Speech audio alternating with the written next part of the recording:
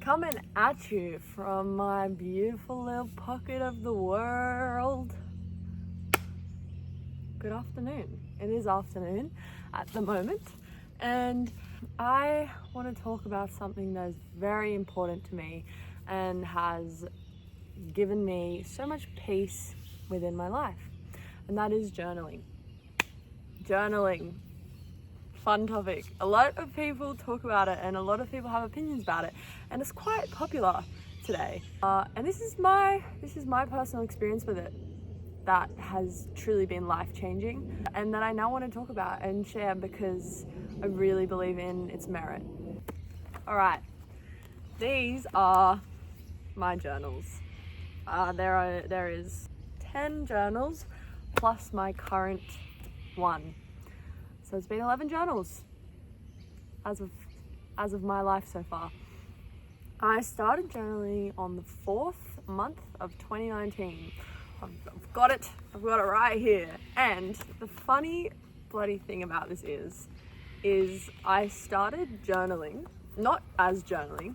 My first book that I began to write in was actually a fitness tracker that I decided to make because I was intensely insecure and unhappy with how I looked and felt. So journaling for me actually began as a form of control and a way to cope. And I literally remember the first page that I journaled. I drew a photo, I drew an image of my dream body. Like, this is my dream body. Hello, this is the body I am in. Thank you. So anyway, it's a reflection of my teenage mindset. So that was my entry in, but then it very quickly turned into a really nice way to reflect on my day and to unload all of the heaviness and the things that were making me feel unsettled and lost. And so I want to segue into the main things that journaling has gifted me, the biggest changes that it's had in my life. And the first would be is through the process of journaling, I came to understand that I'm not my thoughts and I'm also not my feelings. They're things I experience and they're things that I get to be aware of, but I'm not them. And in that same way, the personality and the identity structure that you have created for yourself is simply that. It's a creation. It's a set of beliefs reinforced by habit and reinforced by action that have been created from all of your experiences, all of your childhood, and the way that you acted to either survive, to gain attention, to connect, communicate. Really, in this world, you grow as a product of your environment. The analogy that I would give is we are like these little seeds when we're born, and how we form is dependent on our environment. What's the soil content, what's the light, what's the water, but all those things are actually just how much attention are you getting, how are people relating to you, how do you feel in your world, are you safe, are you content, it's those things. And so how we form, how we grow, it's completely dependent on our environment, and journaling made that abundantly clear to me, and that process can actually be rewritten.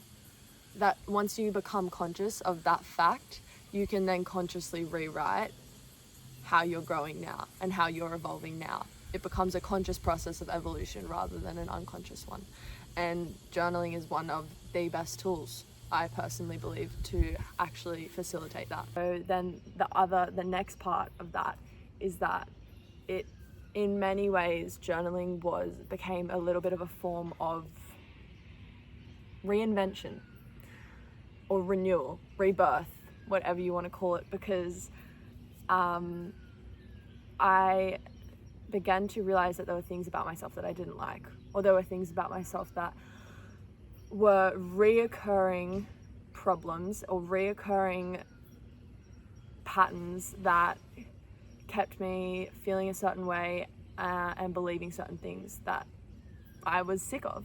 Being able to every day see what I was doing that made me feel shame or made me feel angry or made me feel this, that, the other, then gave me the platform from which I could change those things. So yeah, it was like the best thing I could have possibly done for myself. The light has faded now. And the moon is up. I love the moon. It's so beautiful. You know, when you just like fully see the curvature of the moon, like the fact that the sun is hitting the moon at a certain angle, and that's why you're seeing that shape, but it's actually just a round object. Love it. I love it. Anyways, the other things I wanted to talk about journaling. So what I have found is journaling, when done consistently, and really from a place of exploration and curiosity, is a beautiful way to meet new parts of yourself. What, like my parting tips, I would say, is to truly talk about how you feel. Like when you journal, know that it is just you and the pages. Like don't hold anything back. Get it all out, all the weirdness, digging up the feelings that you've kind of suppressed, or like the things that you feel on a very minute level because you've kind of had to deal with them in that way. Like the little irks, the kind of like draining things that are just felt so, they're just always there, that underlying tension. Talk about that weird thing that you like don't even want to put into words because it makes you that uncomfortable. Talk about that, journal about that, because I promise you the like freeness, the lightness that you will feel after just acknowledging the things that are wearing you down is tremendous. And it's not something that happens overnight, but consistently saying, I'm gonna meet myself here with acceptance and love, is healing. It's kind of it's truly one of the most healing things you can do for yourself. And it gives you room to breathe and the things that you've been suppressing to come to the surface. And like process things with your journal. Talk about the thing that person said that made you so angry or made you want to throw something at them. Talk about the fight that you had with your family member that you thought you were so in the right about and they were just being like an absolute asshole. Get into the perspectives of it and maybe also see where you're wrong or where you're judging people too harshly. And a little nugget of gold in relation to what I just shared is everything that you're experiencing is a reflection of you.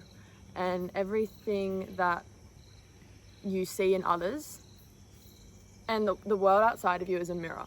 It mirrors all of your internal beliefs and all of your inner world. So as you begin to like get into the things, get into the triggers, the traumas, all of the shadows that exist in the human experience, because there are multiple and we all have them, it actually just illuminates parts of you that need to be healed. As much as we shift the blame onto other people or things outside of ourselves, it very often comes back to you and your center and where your center is. Are you standing in a place of truth and acceptance of yourself, love for yourself, or are you standing in a place of hurt, of like a wounded spot? And because you're standing in your wound, you're seeing everyone else around you as the reason for it and you as the victim. Okay, so I just finished editing that part of the video and I just wanted to come on here and wrap up everything I was talking about and also talk about a fun thing that I've just created. So one last parting thing that I wanted to leave with is you can only meet people at the level that you've met yourself. And that is truth. That is just universal truth.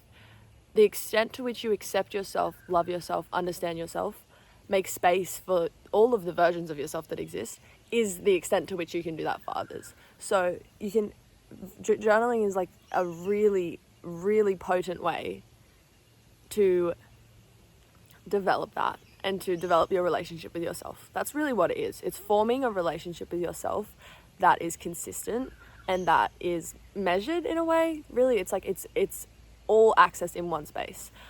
So I just wanted to add that one because I think it's really important to view it in that way as well. You know, it's not, in a way, it's not just about you sometimes, and it's really like actually the space you're creating in yourself can be a space that you also then offer to others. It's the listening and it's the accepting of others. It's the loving of others.